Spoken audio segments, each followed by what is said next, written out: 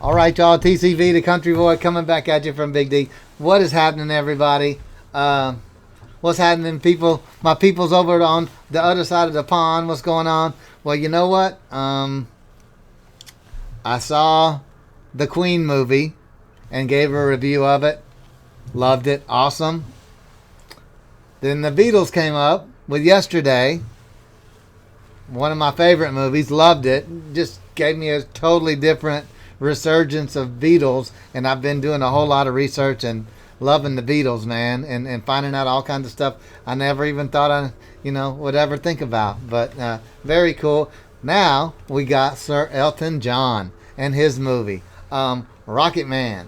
And who was that dude that was in the dude that plays him? I remember him. He was in that James Bond kind of a movie, not the Men in Black, but those guys. Yeah, that one. But I like him, man. He was good in those movies. In those suits, the Statesmen or whatever they were. But anyway, yeah, I like that. That was cool. So let's see. I don't know. I tell you what. I went and saw the movie just the other day, and I'm gonna go ahead and play the trailer and let y'all check it out, and then I'll tell you what I thought, if this was what it was. All right, here we go. Check it out. What did you say your name was again? Elton. The thing about playing someone who is so beloved, all we can do is give our heartfelt interpretation of his life and his music. Taron is an actor of incredible range. Bernie Taupin. Yeah. I like your lyrics. And I could hear the whole tune in my head. It was all there. I could see all the notes. Blue jean baby, LA lady.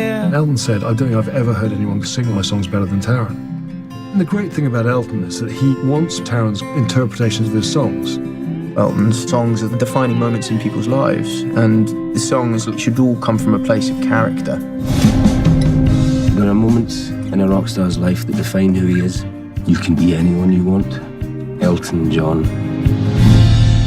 Taron's actually singing in the film. And he's so convincing, and his voice is incredible. I don't think there's anyone in the world who could play Elton. It's Taron's role. It's been the greatest joy of my professional life making this film. Wow. It's never gonna last. Let's just enjoy it while we can.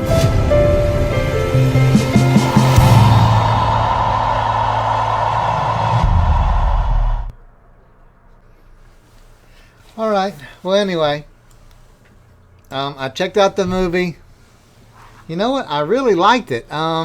It was definitely had a lot of Elton John flavor to it, and was very over the top, very what do you say? Very flamboyant. You know what I mean? And it wasn't really. It was a movie, but it was also like a musical too. So it was kind of a little bit of both. I mean, it would give you the story, but then they'd go into some theatrical thing and be like, okay, wow. But I tell you what, this dude really did play him very well. Very convincing. He even looked like him in a lot of ways, in a lot of places. And yeah, you could definitely see that. But man, it was like we had an inside story of what it was like in Elton John's life. Now, obviously they did, push a lot of the, his sexuality and all that other stuff, which, personally to me, that doesn't matter at all as far as his flavor or what he is as far as musically inclined. But you know what? That is his thing, and he's very flamboyant and he's very, eccentric and, that over the top, crazy tuxedo stuff. And he had something with the devil horns or whatever. That was kind of crazy. But you know what? I didn't know that he didn't write all his songs. I mean, he met this dude that was a writer and just was like, oh my God, I could see everything that you were saying. And yeah, that was very cool. I like the story. And I tell you what, how they separated, you know what? They never fought. They were friends forever. They were like brothers, you know what I mean? And growing up or whatever. I don't know. It made it seem in the movie that maybe the guy had some sort of a, I don't know, sort of a sexual attraction toward him.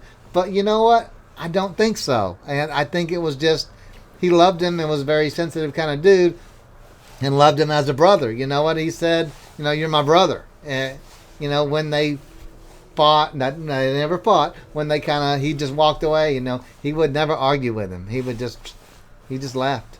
You know what? And then they got back together in the end, which was great. And Elton got his stuff together. And it was a beautiful story, man. It really was. So I liked it a lot. I got a totally different appreciation for Elton John as a dude. I could care less about his sexuality or anything like that.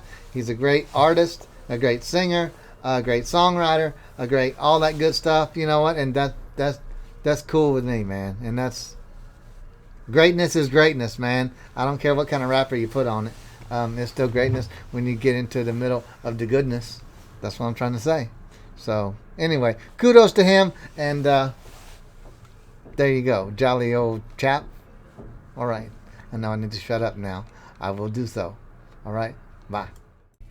All right, y'all. T.C.B, the country boy, coming back at you from Big D. What's happening, everybody? I just want to let y'all know that if y'all do know of somebody that's got a house that needs some work and they want to get rid of it, they don't want to mess with it anymore, let us know. Let us know who those people are. Get us in contact with them. If we buy the house, I'll give you $1,000, man. Simple as that. Just for the hookup of knowing somebody that's got a house that they want to get rid of, man.